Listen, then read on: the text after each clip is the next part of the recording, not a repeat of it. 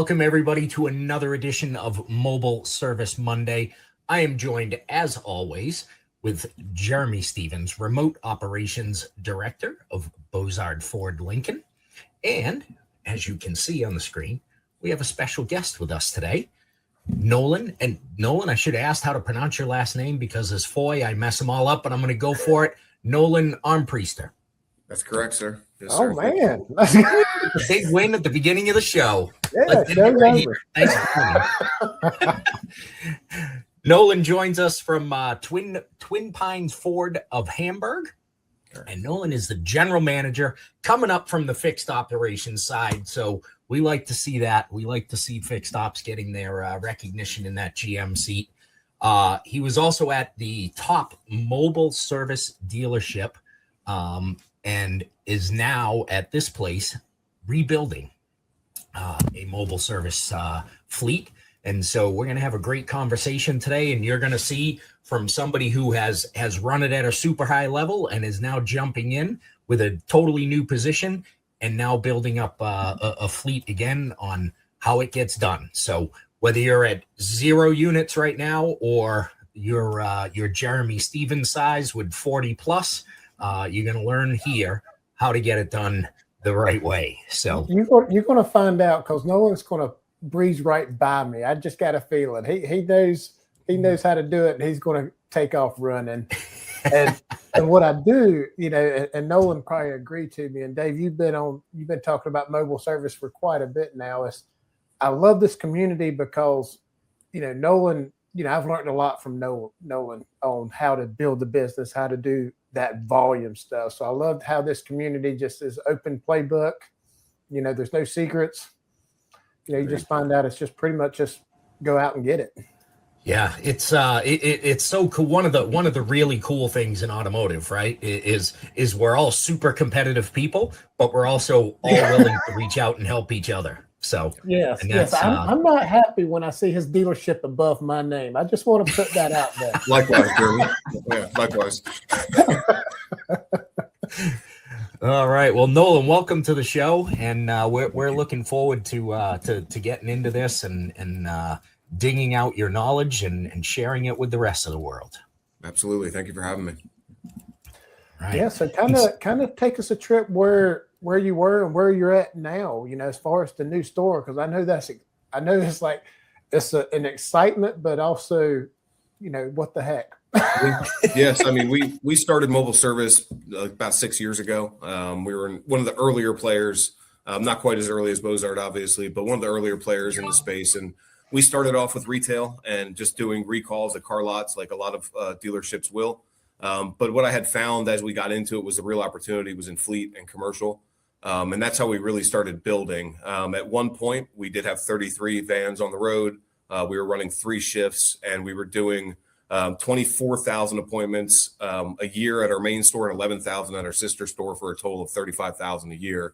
And we just found, and like you said, Jeremy, I've learned a lot from you and Ed, and the community is very strong if you're willing to get out there and just get the best practices from people. But unfortunately, some things happened with that previous store. It is no longer around. I was fortunate enough to be able to partner with some good people, get the store bought back, and we're just about to reopen now. So we were able to save about 18 units. It's probably going to be whittled down to 13, but we plan on hitting the ground running. I still have all my same contacts, my same contracts. So we plan on hitting the ground pretty hard immediately once we get started and building it back. And hopefully being competitive with you and Ed moving forward. Yeah, I'm seeing you coming. It's like, yeah, we got to go, guys. Come on, let's roll. Yeah, we look forward. Listen, I love a little friendly competition. That's what pushes you and keeps you on your toes. So it's always fun. Yeah. So as you start out and you rebuild, what is it that you're looking at, and what is it that you're focusing on as you start this over? I mean, for us, it's volume. And, I'm fortunate enough that a lot of the contracts and people in the industry, they were mine. They were my contracts, my contacts. So I retained it. And we're looking just to jump right back in both feet first and just get started again, but we were fortunate in that respect. And if we didn't have that, we would have to start building and cold calling and doing all the things that we did to build the business into what it was. And there were a lot of long days. I remember driving to New York City almost, once a week for months to try to land some of the bigger contracts until we got it. So, but we're lucky. We have a lot of the same stuff in place, so we should be able to come out of the gate swinging. Wow. Right. So where are you located? I should have. We're about an hour west of Philadelphia. Okay. Yeah. All right. Just so people can orient themselves with where they are. We talked to Damon Egan up in no man's land, Canada. Yeah. Yeah. I mean, we're a rural dealer. We're not necessarily urban, but where we're at, we're positioned. We're about an hour and a half to 2 hours away from New York City, an hour from Philadelphia, hour and a half from Baltimore. So we're right by all the major cities that we need to be. Cool. Good deal. I do like what you're especially the relationship, how you keep those relationships going and stuff like that. Because that's what you find out with fleet is really 100% about the relationship. It goes back to saying what they buy from people that they know and trust kind of thing. That's right. And I think as long as you provide the service that you say you're going to, because you're filling a solution, you're taking away the downtime. You're there for them when they need them. So we had a lot of people reach out to us just to see, hey, are you getting back into it? When are you reopening? And we just kept that alive. I'm sure they've been doing service elsewhere. But what I found from a lot of our customers is this may have been a blessing because people have got to experience other people. And it kind of helped us out in a lot of ways. So we're keeping our fingers crossed that we get everybody back that we had. Yeah, that's cool. It's a relationship business on every side of this industry, right? And you start to realize that more and more. And Jeremy, you've talked before about the difference in your CSI scores from mobile service, and that's all because of the relationship that gets built with that customer while you're doing that service, right? It has nothing on.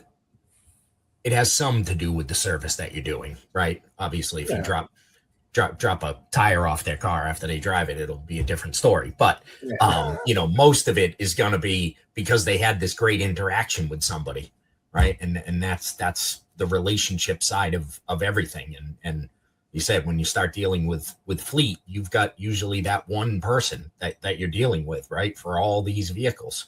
And so that relationship becomes even more important. Yeah, because they don't want to have to call the switchboard or be transferred. They want to pick up the phone and talk to someone that can get it done and not have to go through all the hoops and hurdles. And that's what we're finding out. We have a designated fleet team that just solely does that. And it makes a world of difference when you can just go to a fleet customer and say, hey, you don't got to call the receptionist or anything. Here's their number. They can make things happen. And is that how you had your system set up, Nolan, when you were pushing fleet real hard? Yeah, for sure. And the great thing about fleet is they speak our language, right? You don't have to go in there and necessarily be the most professional person. You can talk shop with these people. They appreciate it. They understand it.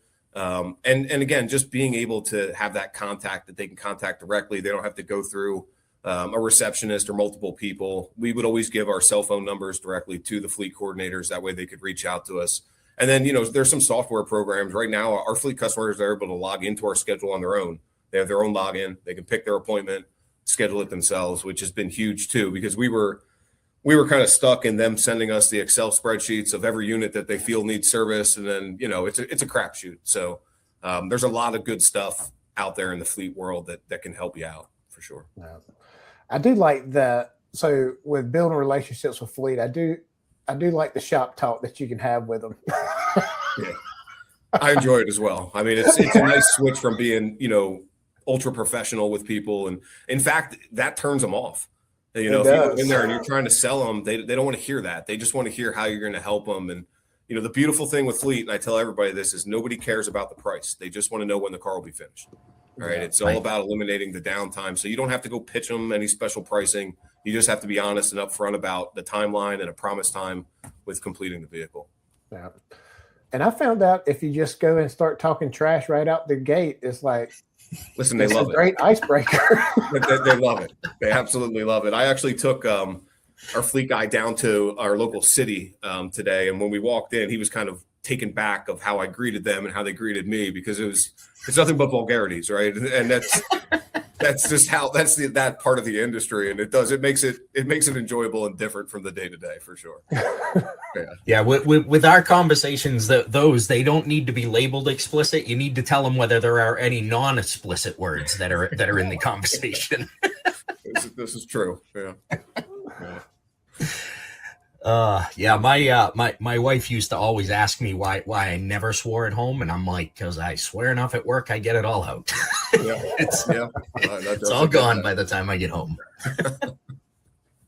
So let me go back to your scheduling of fleet. So as other dealers are out there and they're starting to explore taking on fleet, how is it that they should be looking at this scheduling of fleet, right? Because you just brought up a good point there, where maybe the company thinks their vehicles need some things, right? And you certainly don't want to show up on site expecting 15 vehicles to service and have 3. Yeah. I mean, it can be a crapshoot to start, right? Because you have to get that relationship with the fleet coordinator. You have to go out there. What we found is best is always running the second shift for fleet, because the vehicles are back. They're usually parked. So like a 2 to 12 shift seemed to work best for us initially with fleet.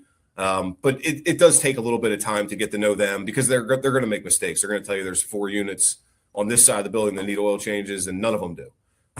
So, sometimes they're not in the know as much as they think they are, but we help them get into the know, right? Because you're there every day, your coordinators are talking with them. So it does improve over time, but it's a little rough to start with most fleets. It is. It's a common pain point for the fleet managers and owners, is trying to manage that fleet. And we run into the same scenario, or we run into it's like everything needs oil changes, and it's like, oh shoot, that's great.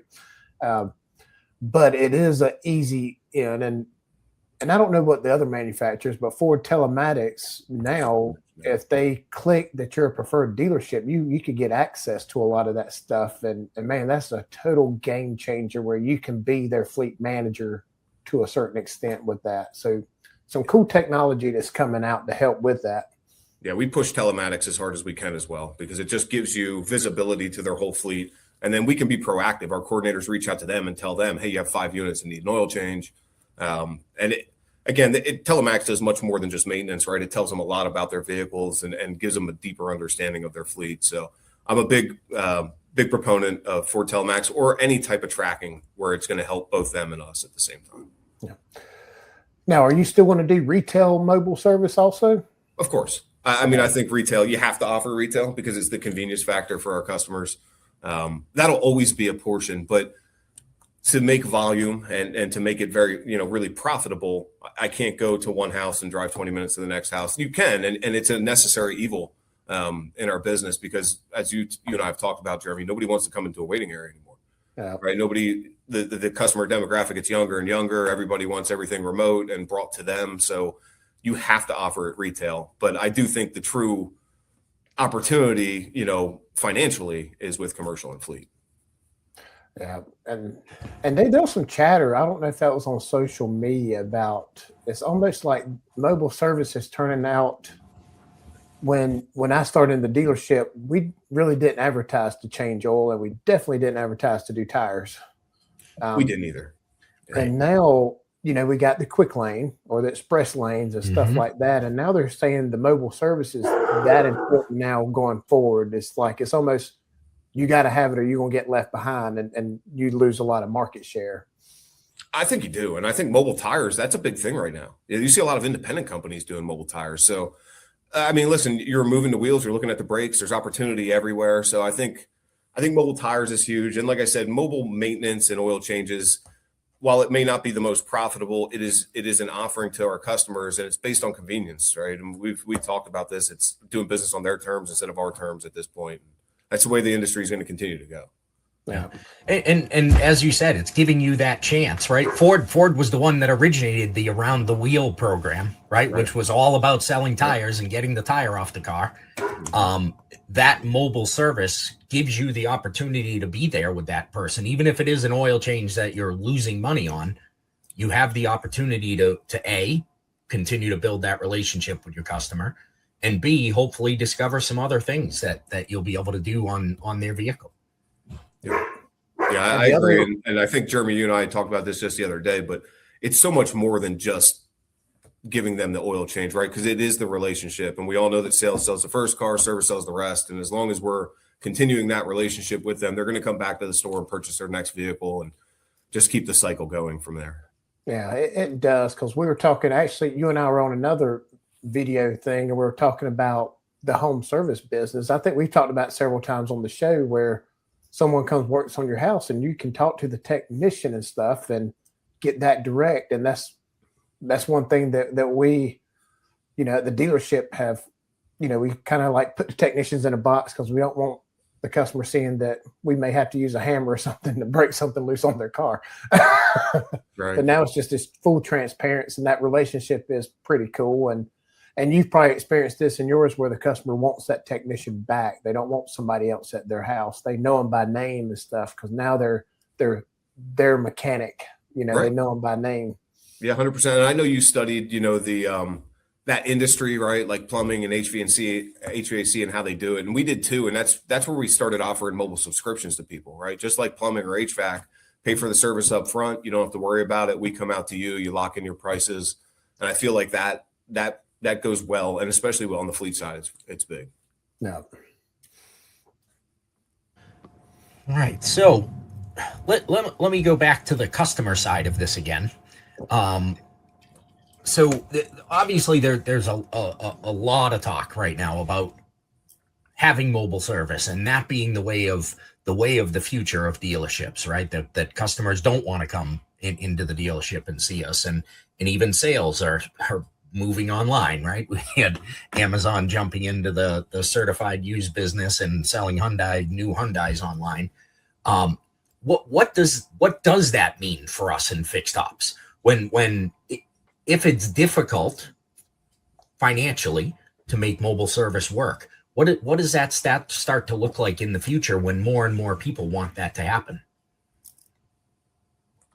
I mean, I think you're going to continue to see brick and mortar shrink, right? The repair work and warranty work will always come to the store, but mobile service, it does pencil, right? People just don't want to believe that it does pencil. You have to jump into it. You have to take that leap of faith because the profit is there. You may not hold your 77, your 76% GP that you want, but you're still getting the business in the door, right? So again, I think people skew the way that they look at mobile service. They look at strictly from a profitability standpoint. The profit is there. It just may not be at the measure that you want it to be, but it's still, you have to offer it. And anybody that isn't, they're simply going to get left behind soon.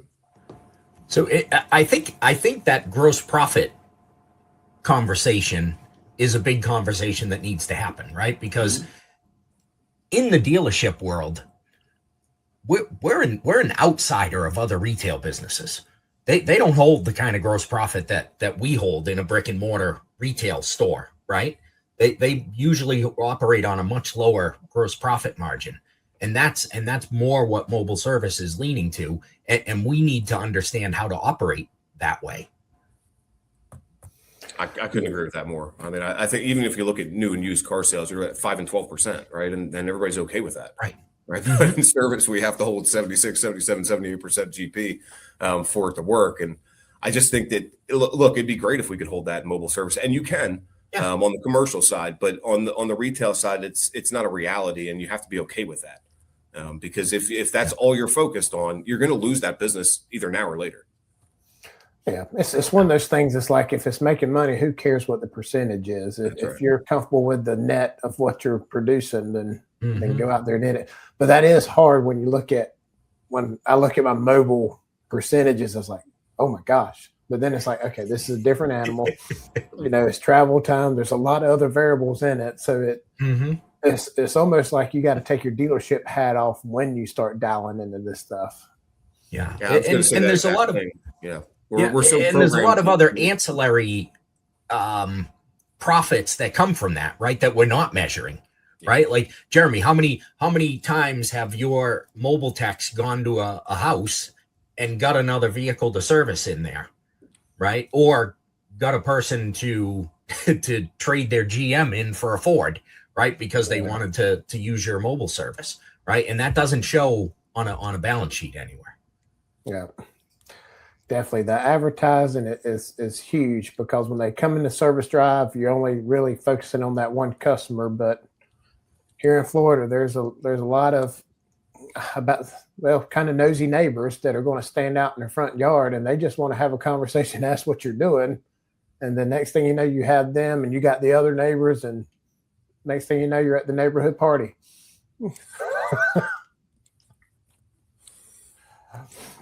Right. So what's next, Nolan? On your as you look at 2026, what's on the bingo card for 2026? Well, just continuing to expand fleet, commercial, continuing to be a player in that space while still offering our retail customers service on the road. But again, I'm such a believer in fleet and commercial that the opportunity is endless. It doesn't stop at vehicles. We got a contract for roll-off dumpsters to service them, and we do anything that we can get, right? I don't need it to have a VIN number to write a repair order. It still comes to the bottom line, like you said, and any opportunity that's out there, we want to capture it, because again, that company with the roll-off dumpsters, where are they going to buy their vehicles the next time they need them, right? They're going to come back to us, and it's going to breed even more work and more sales for us in the future. Mm-hmm. Now that's a different thought process right there, right? That you need, again, as you said, Jeremy, you got to take your dealership guy hat off, right? Because we've never looked at things that way in the dealership world, right? Like in dealership where somebody brings in a 20-year-old car and we're like, yeah, they don't have 17 digits in the VIN. We can't. I don't want to work on this. Right, and you're working on dumpsters, so you know, and that's the cool thing. That's the cool thing about fleet, because even the trailers, we got a guy that put brakes on trailers and little lights or anything. There's pretty much, if you go to a fleet, there's something busted on a trailer. It's guaranteed. Guaranteed. Yeah, and like you said, Noah, it's like some of this stuff don't have a VIN number. You can figure it out, and it's just billable labor time. That's right. Yeah, that's awesome. All right, Jeremy, some final thoughts. Well, my final thought is, Nolan, take your time building this mobile thing up, because I want to be number one on the Ford scoreboard in the nation. So if you can give me at least 3 months before you start ramping up. I have no doubt you guys will continue to be number one, but we look forward to challenging you in the future for sure. Yeah, for sure. All right, we're gonna have to start a mobile service leaderboard. Is gonna show on every episode. Nolan, any final thoughts here? No, it's Noah, thank you for being on the show. A wealth of knowledge on how to grow mobile and stuff like that. You're a leader in that, and we appreciate you sharing all your information and stuff like that. It's always a pleasure. And really the final thought is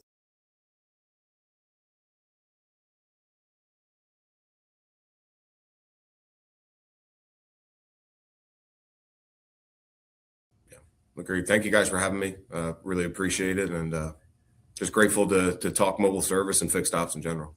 Yeah, absolutely. We'll have you back on again in 2026 so we can check in on the growth and see if you're nipping at Jeremy's heels before the end of 2026. And for everybody else out there, sorry, go ahead, Nolan.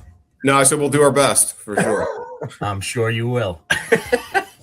And for everybody else out there, join us every single Monday, 4 p.m. Eastern Time for Mobile Service Monday, and we will see you next week.